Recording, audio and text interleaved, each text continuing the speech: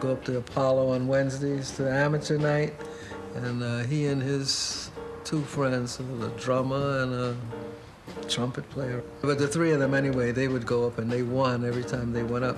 So they barred them from coming up there because they were winning each time. They were too good to play, in other words. That's the way people considered it. Then he played other places. They just had gigs where they played different places. And then some preacher woman he went away with, she needed some musicians to go with her, to accompany her when she was doing her healing and preaching. And she came and asked my mother and the other kids' mother if they could go, because they were underage, so they had to sign for them. And they went away. So she needed these musicians, they bring the people in, they play good music, and people follow music. And so they upped her business, and they were really helped too, because by going away and listening to different music and meeting different people, they became better musicians. And then from there, he got to know people, and then he was going up to Menton's. They used to go in there and sit in and play and listen until they finally had him. He was the piano player up there. When you came in, the bar was here. It was a fairly big bar, but you could hear the music, which was back here. And it was set up so that you had tables all over the place. So you could eat, you could get sandwiches and stuff as well as drinks. And then as you came back this way, there was a kind of a dance floor, which I guess, if memory serves correctly, must have been about in here somewhere, because the tables were pretty much on the walls. And the bandstand, as I remember, was maybe about that high, maybe, because you had to go up steps to get on the bandstand. And this was the hippest crowd in New York. I mean, these people really listened to the music. You had pimps and hustlers and people in the business, but you also had a lot of just sheer jazz fans. And I mean, these are people that knew that the music that they heard here was more often than not on the cutting edge.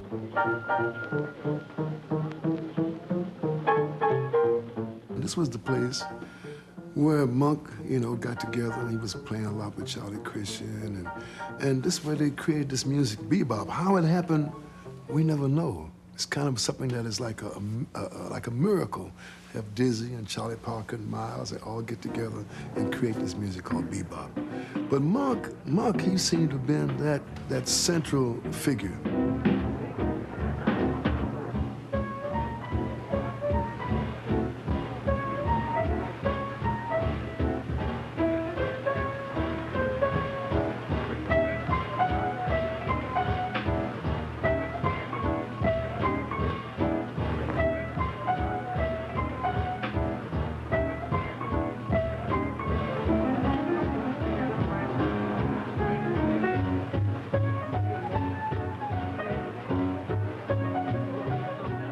Chronologically, he existed at the beginning of the modern jazz movement. He was involved with all of the key players in the bebop game, but if you compare him, well, either with the most obvious comparison with Bud Powell, or if you compare him with some of the other young bebop players of the time, maybe somebody like Al Haig or Dodo Marmarosa, Monk was not really on the same wavelength as those people, or putting it another way, they weren't on the same wavelength that he was on.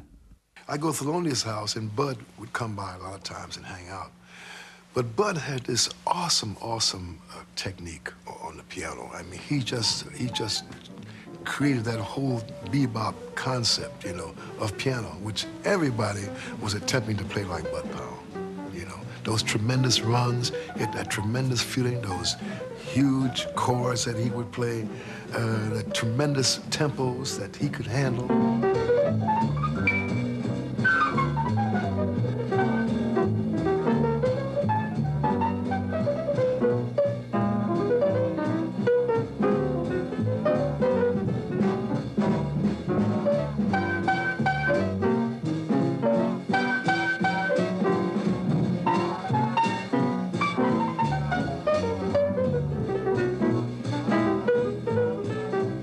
Thelonious was just like the opposite of that. Thelonious he could take like one note, and give you a message. He just could take one note. You take an octave and just take an octave. Like Thelonious is a good example of that, you know. And he could do that.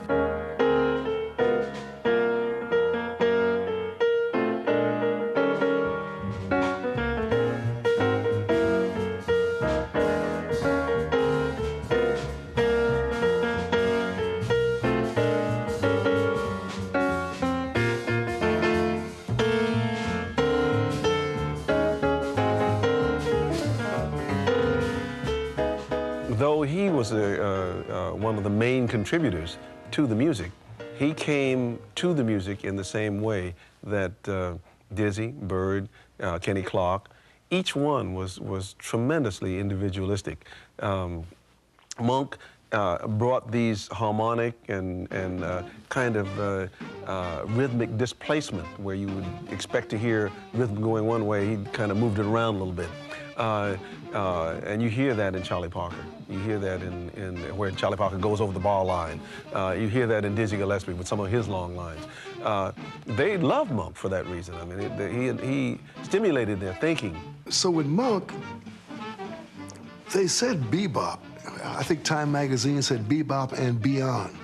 That's how it describes Monk's music, you know. So bebop was the term that was given this music. Although everybody played a little bit different. You know, Monk played a certain way, Bud Powell played a certain way, Herbie Nichols played a certain way, Miles Davis played a certain way, Fats Navarro played a certain way. But it was called bebop, but in a way, everybody had their own individual expression.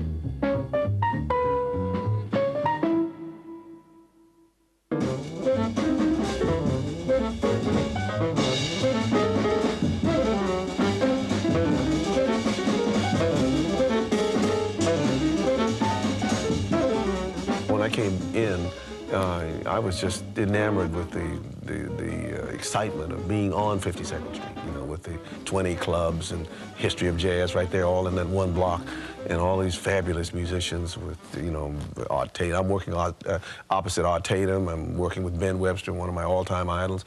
Right next door is Coleman Hawkins with Don Baez playing, with Thelonious Monk playing on piano.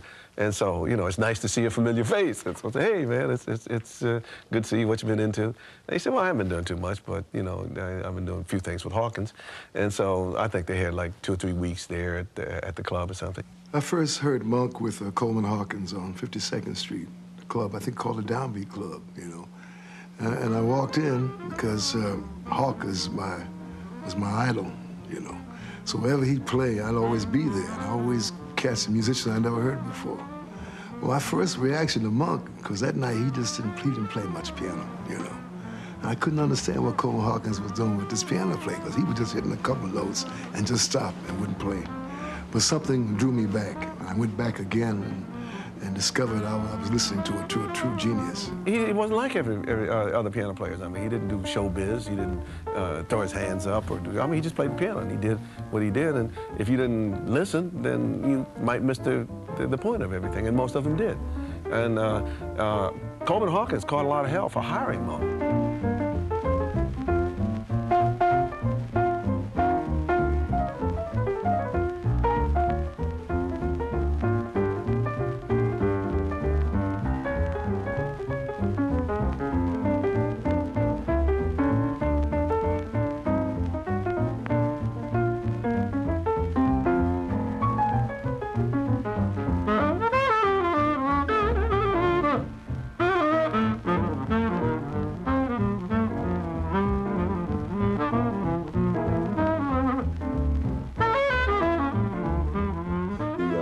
distance that he got creatively and artistically came from the media and from the critique side, which has nothing to do with the music. I think he always felt a little bit maligned that he was considered outside of the mainstream, because, I mean, if there was ever a mainstream guy, Thelonious was mainstream. All you have to do is listen to the compositions that he chose to perform, even early in his career. He was picking compositions by Berlin and by Cole Porter and Duke Ellington and those people, you know, and if you listen to his playing stylistically, Art Tatum, Willie the Lion Smith, Duke Ellington, all those people prop up so prominently, and that's why those guys knew exactly who he was and exactly what he was doing.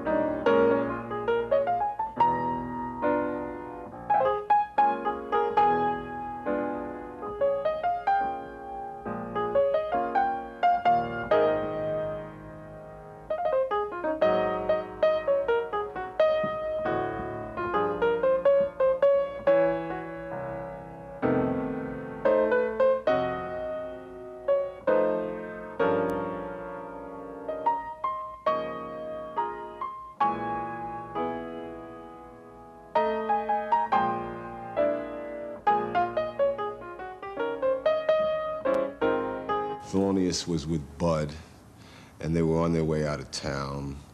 And Bud made a stop, I believe, and was seen by undercover police. And Thelonious took the drugs, whatever it was that Bud had, because Bud had had a lot of trouble. And Thelonious basically took the weight.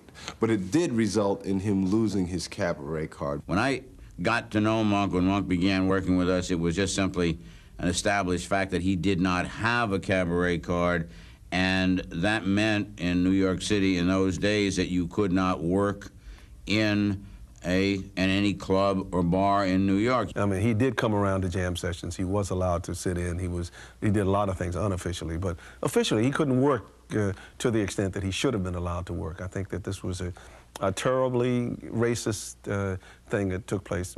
It was done deliberately at one point, I feel, because too many black musicians were working downtown. In the big picture, I don't know if it had as detrimental effect on his career as it had on his basic emotion as a person. I mean, not being allowed to ply your craft, not being allowed to earn a living in your hometown for your wife and your family has got to eat at anyone. But in that period is when Thelonious did a great deal of writing. He was home. My mother was working 2 and 3 jobs. And so, consequently, Thelonious was playing Mr. Mom, and he was at the piano. It afforded him an opportunity to really concentrate on his writing. See, when he signed with Riverside in the mid-50s, he had been recording for about 7 years for both Blue Note and Prestige, and had developed that reputation of being tremendously difficult to listen to, tremendously difficult to understand, and as a result had a very small cult following and no real acceptance as yet in the jazz world. So we began with, I thought it was fairly safe, and it was. I began by suggesting an all Ellington album.